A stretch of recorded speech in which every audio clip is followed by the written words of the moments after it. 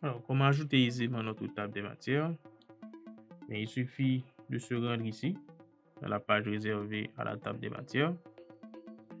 On va dans References, on va insérer une table des matières. On choisit le modèle 2 et automatiquement, on a notre table des matières.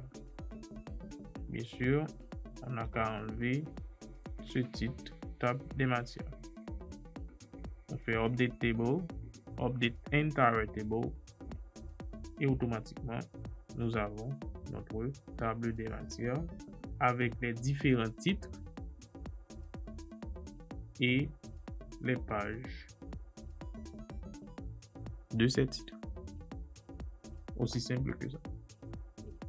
Nous allons enlever l'indentation puisque c'est le même style normal. On n'a plus besoin d'indenter ici. None. Et voilà. Encore une fois, on met à jour notre table de matière. Tada! Donc, si vous voulez modifier votre document au fur et à mesure, n'oubliez pas de faire une mise à jour de votre table des matières. Maintenant, notre table des matières étant insérée, on va maintenant voir comment ajouter la liste des tableaux. Pour ajouter une liste des tableaux, rien de plus facile. Toujours dans References, on va maintenant dans Insert Table of Figures. On fait insérer table des figures et dans Caption, on choisit la légende qu'on avait ajoutée pour les tableaux. N'oubliez pas que on avait choisi la légende tableau pour nos tableaux. Vous pouvez définir vos styles, mais on s'en tient à ça. Automatiquement, on a notre liste des tableaux.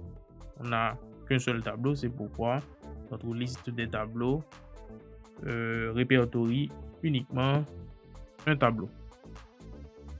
On enlève encore une fois l'indentation qu'on avait déjà dans normal, c'est pourquoi ça s'applique ici. On peut appliquer d'autres styles, mais c'est pas nécessaire.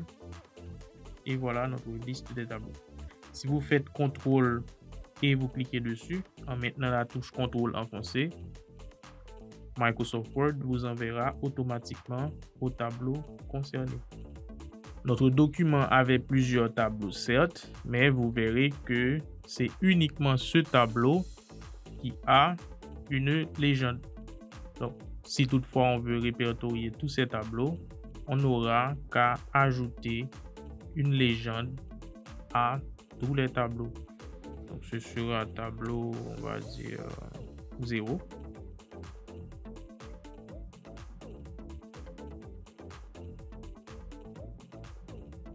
On va modifier pour ajouter la légende en dessous pour l'uniformité du document.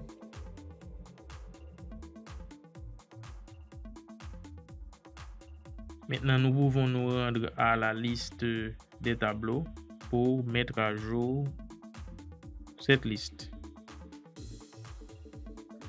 Pour mettre à jour, clique droit dessus, Update Field. On va dire Update Entire Table. Mettre à jour le tableau en entier. Et voilà, désormais, on a nos 3 tableaux qui sont listés. Aussi simple que ça. Si on a ajouté la liste des tableaux, la liste des figures, c'est la même chose. Donc, je vous laisse faire. C'est encore dans References, Insert, insérer table des figures, Insert Table of Figures. Et au lieu de choisir la légende tableau, nous allons choisir la légende figure que on avait utilisée pour référencer nos figures. Aussi simple que ça. Il ne nous reste plus qu'à ajouter la liste des annexes. Maintenant, voyons comment ajouter le titre annexe ici pour que nous puissions ajouter la liste des annexes automatiquement comme on l'avait fait pour la liste des figures et la liste des tableaux. D'abord, on se rend à la page des annexes. Cette page. Ce qu'on fait, on va insérer une légende. Donc, References, Insert Caption. On va définir un nouveau signe, une nouvelle légende. Ce sera pour nous annexe.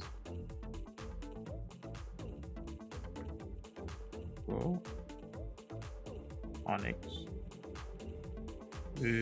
Numbering, on va prendre A, B, C. Okay. Et on aura annexe A.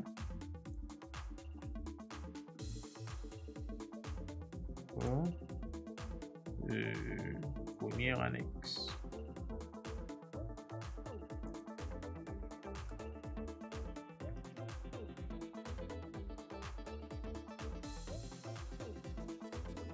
Et voilà, on a ajouté. On peut donner le style title. Voilà, annexe A, première annexe. On va dans References, Insert Table of Figures. On choisit la légende annexe, puis on insère notre liste des annexes. Voilà, on dit que notre annexe A, notre première annexe, se trouve à la page numérotée 1. On l'avait numéroté avec les chiffres romains. Voilà donc. Notre première annexe se trouve bien à la première page de cette section. Aussi simple que ça.